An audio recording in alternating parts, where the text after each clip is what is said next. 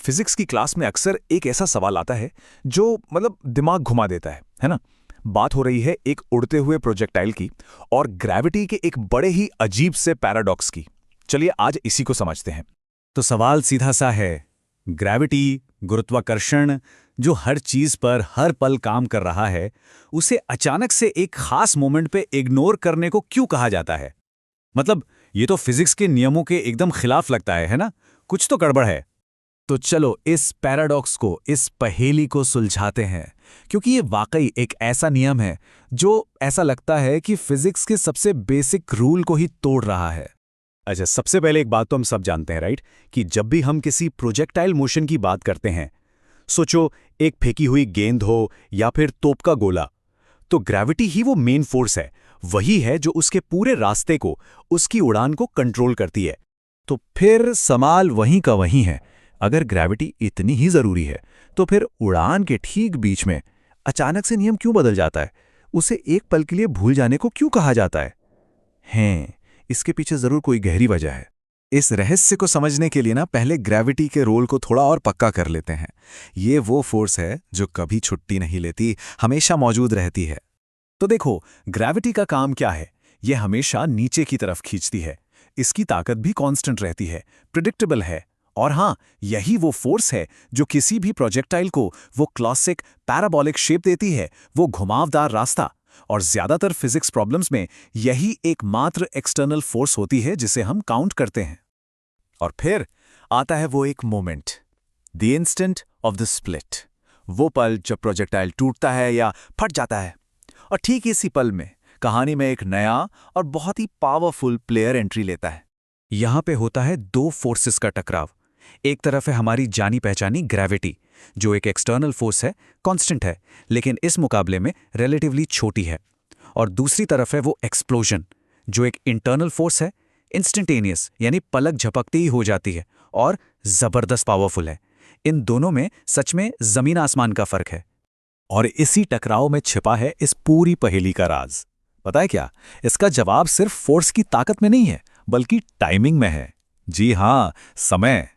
और यहीं पर एक नया कॉन्सेप्ट सामने आता है, इंपल्स, यानी आवेग। तो ये इंपल्स या आवेग है क्या चीज? सीधे शब्दों में कहें तो ये मोमेंटम में आया चेंज है।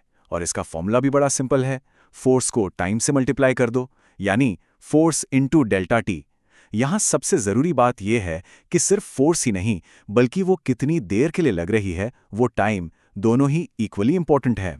अब जरा सोचो, अगर ये टाइम इंटरवल, ये जो डेल्टा टी है, ये बहुत ही ज्यादा छोटा हो जाए, मतलब ऑलमोस्ट जीरो, तो इंपल्स का क्या होगा?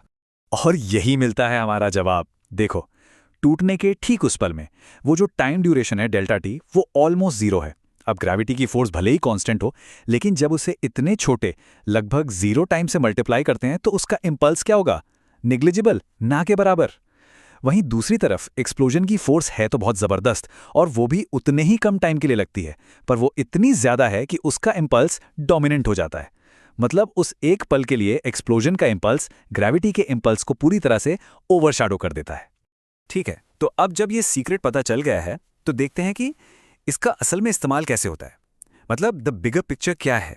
क्योंकि उस एक पल के लिए ग्रेविटी का इंपल्स नेग्लिजिबल है, ना के बराबर है। इसीलिए हम फिजिक्स के एक बहुत पावरफुल टूल का इस्तेमाल कर पाते हैं, the law of conservation of momentum, यानी संवेग संरक्षण का नियम।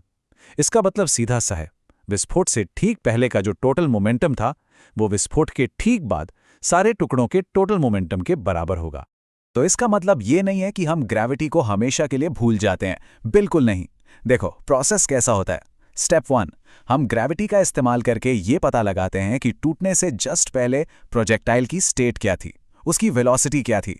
स्टेप 2, फिर ठीक टूटने के पल में हम ग्रेविटी के इंपल्स को इग्नोर करते हैं और कंजर्वेशन ऑफ मोमेंटम लगाकर टुकड़ों की नई वेलोसिटीज निकाल लेते हैं।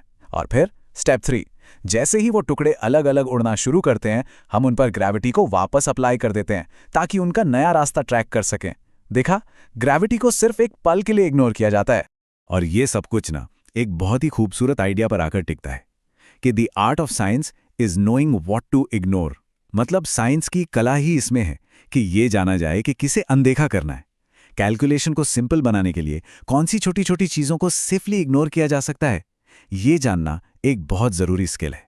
तो आगे से जब भी कोई ऐसी प्रॉब्लम सामने आए जो इम्पॉसिबल सी लगे, तो एक पल रुककर ये सोचना चाहिए, क्या यहाँ कोई ऐसी छोटी सी चीज़ है जिसे एक पल के लिए इग्नोर करने से एक बिगर पिक्चर साफ हो सकती है। ये एक बहुत पावरफुल आइडिया है, और अब हम जानते हैं कि ये काम कैसे करता है। इस पर ज़रूर सोचिएगा।